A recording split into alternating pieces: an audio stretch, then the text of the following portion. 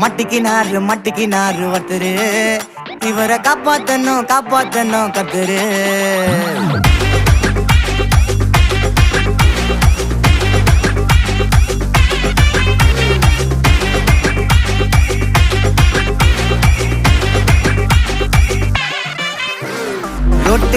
ரொட்டு கடை குருமா திரும்பி உனக்கு வந்து அச்சுது பாரு கருமா வாஷிங் பவுடர் நிறுமா